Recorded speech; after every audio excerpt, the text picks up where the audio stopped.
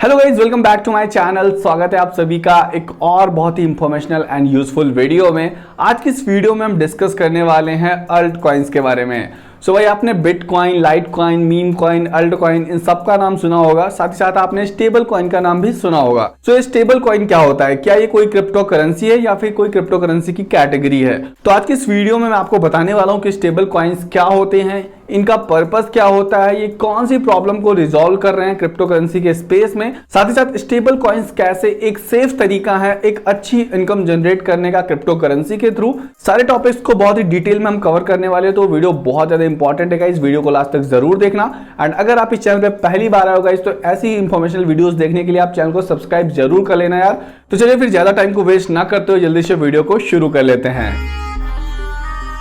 तो stable coins को अगर हम शॉर्ट में समझे तो ये वो क्रिप्टो करेंसीज हैं जिनका प्राइस स्टेबल रहता है। आपको क्रिप्टो करेंसी की वॉलेटिलिटी के बारे में तो पता ही होगा कि क्रिप्टो करेंसीज कितनी ज्यादा वॉलेटाइल होती हैं। बिटकॉइन हो, इथेरियम हो, कार्डानो हो, कोई भी क्रिप्टो करेंसी हो, इनके प्राइस में बहुत ज्यादा फ्लक्चुएशन होता रहता है एंड इसकी वैल्यू अप एंड डाउन होती रहती है। सो क्रिप्टो करेंसीज का यही वॉलेटाइल नेचर हमें बहुत सारी अपॉर्चुनिटी देता है कि हम इसके थ्रू अर्निंग जनरेट कर सके। बट क्रिप्टो करेंसी सिर्फ ट्रेडिंग से ही पैसे कमाने तक सीमित नहीं है। बहुत सारे ऐसे प्लेटफॉर्म है जो क्रिप्टो करेंसी के थ्रू रन होते हैं। मतलब ऐसे बहुत सारे डिसेंट्रलाइज्ड फाइनेंस प्लेटफॉर्म्स हैं, बहुत सारे गेम्स हैं, बहुत सारी एप्लीकेशंस हैं जिन पर क्रिप्टो करेंसी के थ्रू ट्रेडिंग होती है। वहां पर आप क्रिप्टो करेंसीज का यूज कर सकते हो एज अ यूटिलिटी टोकन। मान लीजिए आप कोई गेम खेल रहे हो, वहां पर आपको किसी भी तरीके की परचेज करनी है क्रिप्टो करेंसीज के थ्रू एंड वहां पर आपने 1000 रुपीज के बिटकॉइन डिपॉजिट किए। अब बिटकॉइन का प्राइस फ्लक्चुएट होता रहता है, तो मे बी आप 2-4 दिन बाद देखो तो उसकी वैल्यू ही घट जाए। तो क्रिप्टो करेंसीज में जो वॉलेटिलिटी है, इसकी प्रॉब्लम को रिजॉल्व करने के लिए बनाया गया स्टेबल कॉइन्स को।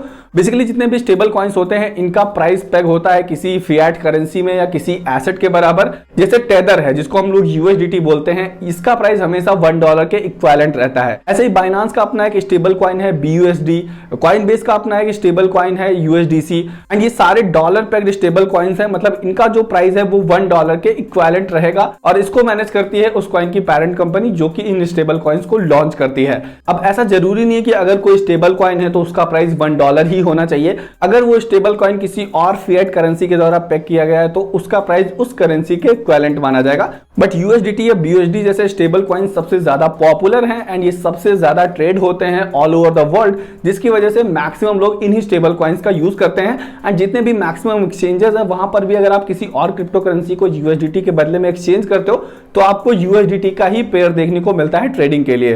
अब हम समझते हैं कि जो स्टेबल कॉइन्स होते हैं, इनका प्राइस स्टेबल कैसे रहता है। और जो भी क्रिप्टो करेंसीज होते हैं, उनके जितने ज्यादा बायर्स होते जाते हैं उतना ज्यादा उसका प्राइस बढ़ता जाता है। डिमांड नहीं होती है तो प्राइस घट जाता है, बट स्टेबल कॉइन्स का प्राइस हमेशा स्टेबल रहता है। ये कैसे पॉसिबल होता है, आइए इसको समझते हैं। तो स्टेबल कॉइन्स के प्राइस को स्टेबल करने के लिए कोलैटरल का यूज होता है। जो भी कंपनी स्टेबल कॉइन्स को लॉन्च करती है, उनके पास उतने ही वर्थ ऑफ एसेट्स होने चाहिए ताकि वो उस प्राइस को मेंटेन कर सके।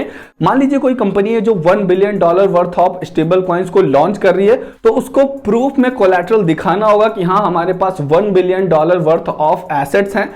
वो उन एसेट्स में रियल एस्टेट हो सकता है, गोल्ड हो सकता है, क्रिप्टो करेंसीज हो सकती हैं।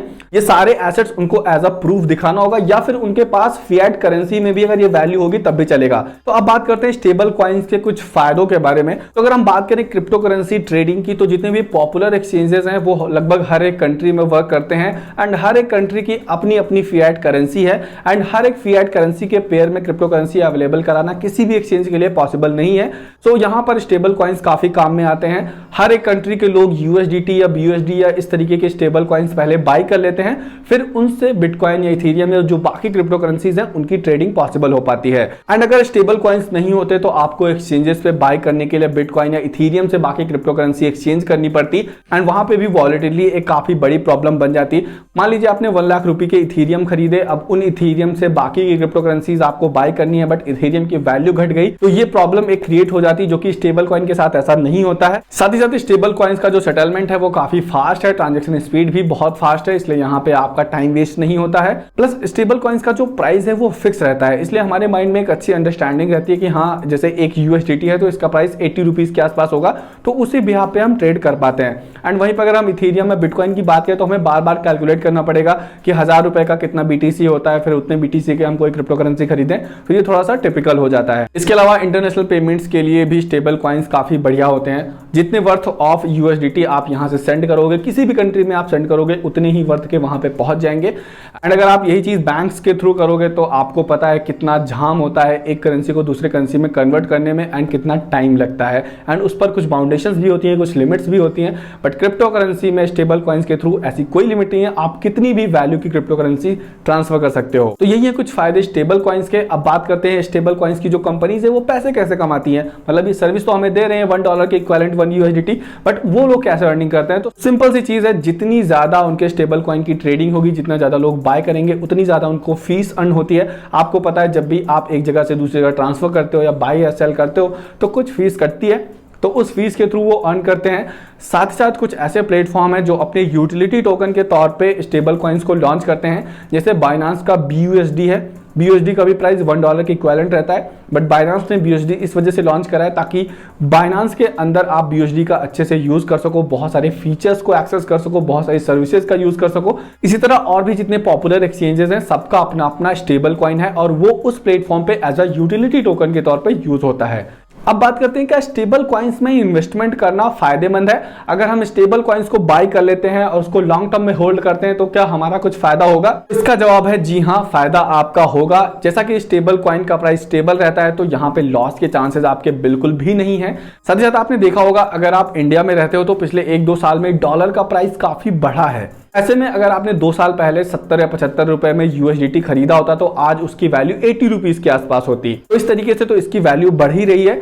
साथ ही साथ आप इन USDTs को यहाँ पे स्टेकिंग पर लगा सकते हो, या फिर बहुत सारे सेविंग्स के ऑप्शन है जहां पे आपको बहुत अच्छा इंटरेस्ट मिलता है। अगर हम कंपेयर करें इंडिया के जो गवर्नमेंट बैंक्स हैं जो आपको 4 to 5% का इंटरेस्ट देते हैं, वहीं पर आप इनको स्टेकिंग प्लेटफॉर्म पे स्टेक करके 10 to 15% या 20% तक का इंटरेस्ट अर्न कर सकते हो विदाउट एनी रिस्क। सो अगर आपको जानना है कैसे हम स्टेबल कॉइन्स को स्टेक करके 15 to 20% का रिटर्न अर्न कर सकते हैं तो कमेंट सेक्शन में बताना, मैं उस पर डेडिकेटेड वीडियो बना दूंगा एंड वहां पर आपको मैं बेस्ट प्लेटफॉर्म भी सजेस्ट कर दूंगा। यही थी गाइस स्टेबल कॉइन्स की कहानी। आई होप आपको समझ में आ गया होगा कि स्टेबल कॉइन्स क्या होते हैं, कैसे ही अपना प्राइस मेंटेन रखते हैं। आई होप आपको ये वीडियो पसंद आया होगा। अगर आपके मन में कोई क्वेश्चन या डाउट है तो कमेंट सेक्शन में जरूर बताना, एंड अगर आपको ये वीडियो पसंद आया तो यार लाइक कर दो।